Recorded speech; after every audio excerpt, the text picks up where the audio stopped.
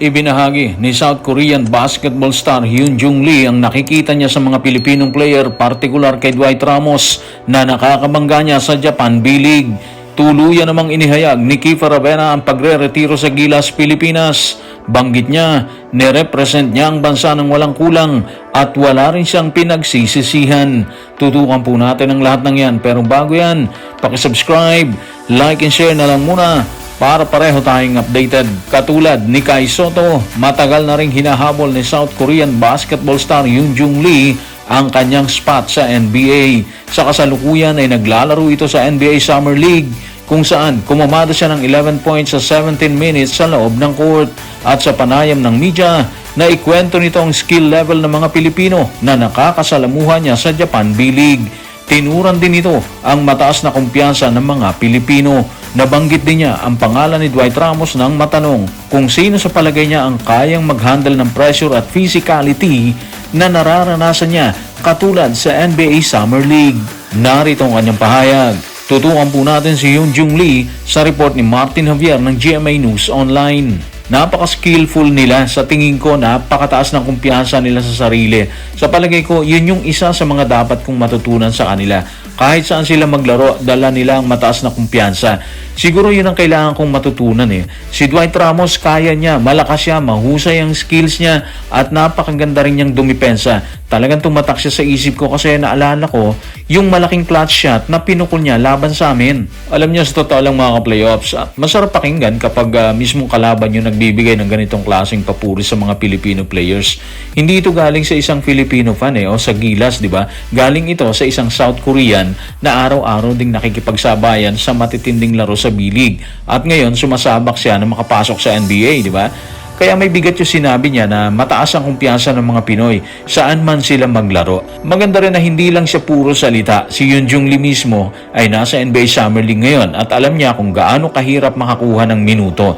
Sa kabila nito mga playoffs, nagawa pa rin niyang umiskor ng 11 points sa loob ng 17 minutes. Kaya nang sinabi niya na kaya rin ng mga Pinoy ang pressure at physicality sa NBA Summer League, hindi yun basta opinion lang. Alam niya mismo yung pakiramdam ng lumaban doon. Hindi rin ako nagulat na si Dwight Ramos agad ang binanggit niya. Ang ibig sabihin niyan mga playoffs, may naiwan talagang marka si Dwight sa kanya. Hanggang ngayon kasi naalala pa niya yung clutch play na ginawa ni Dwight laban sa kanila sa Japan. So ibig sabihin niyan, hindi lang basta mahusay si Dwight Ramos, isa siya sa mga player na tumatatak sa isip ng mga kalaban dahil sa lakas, depensa at pagiging kalmado sa mga dikdigang laban. Unfortunately mga ka-playoffs, marami pa rin bumabatikos dito kay Dwight Ramos, especially pagkatapos ng third window ng World Cup qualifiers. So siguro yung pinakamagandang mensahe na sinabi ni Hyun Jung Lee is don't set your limits, na banggit niya yan sa GMA News Online. Parang pinapatunayan niya kasi na hindi imposibleng makapasok ang mga Asian players sa mas mataas na antas ng basketball kung may sapat na sipag, talent at siyempre kumpiyansa sa sarili katulad na nakita niya sa mga Pilipinong player na binanggit niya. Walang dahilan para hindi mangarap na makarating sa pinakamataas na level ng basketball. Inihayag naman ni Kiefer Ravena ang kanyang pagre-retiro sa national team. Matatanda ang naging controversial si Kiefer sa panahon ni Coach Chot Reyes. Hindi siya nakaligtas sa mapanuring mata ng buzzer sa panahong iyon. Subalit sa kabila ng lahat, pagmamahal pa rin ang nararamdaman ni Kiefer. Sa kanyang pahayag na inilabas ng ABS-CBN News, inamin nito na tapos na ang bahagi nito sa pambansang koponan. Sa kasalukuyan umano ay suporta na lamang sa national team ang kaya niyang ibigay dito. Binanggit din niya na wala siyang pagkukulang, walang pagsisisi, kung hindi puro pagmamahal na lang ang nararamdaman niya para dito. Narito ang kanyang kwento. Tutukan po natin ang mga sinabi ni Kiefer sa report ni Roman Zures ng ABS-CBN News. Tapos na chapter ko sa national team. Naging masaya naman yun Masaya ako na nabigyan ako ng pagkakataon na mag-represent ng bansa. Ngayon, buong suporta na lang ay ibibigay ko sa national team at sa susunod na generation ng mga atletang magre-represent sa bansa.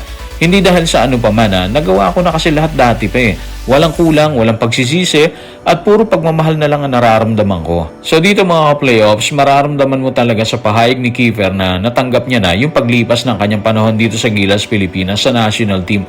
Wala kang maririnig na hinanakit o reklamo sa kanya. Ang mensahe niya ay simple lang.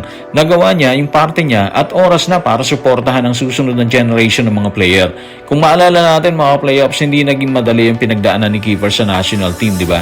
Nung panahon ni Coach Chot Reyes, isa siya sa pinakabinatikos ng fans. Marami nagsasabi kasi na merong favoritism dahil magkasama pa sila ng kapatid niyang si Terdy Ravena sa Gilas. So siguro kahit tama or mali yung mga batikos na yon, hindi maikakailang isa sila sa mga paboritong punteriyahin ng mga buzzers noong mga panahon na yon.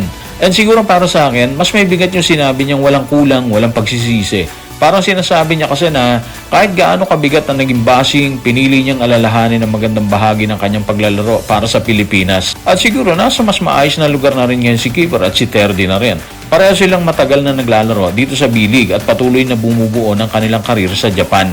Si Terdy, dinig natin, babalik ulit sa Japan para sa Toyama Grouses matapos ang stint niya sa EuroLeague kasama ang team ng Dubai. Hindi man natuloy ang pangarap nilang magtagal sa Gilas, maayos naman nilang natapos ang kabanatang yon. Ngayon, ang pinakamagandang gawin ay suportahan ang bagong generation ng Gilas habang patuloy rin nating pinapahalagahan ang naging ambag ng mga naunang nagsuot ng jersey ng pambansang koponan.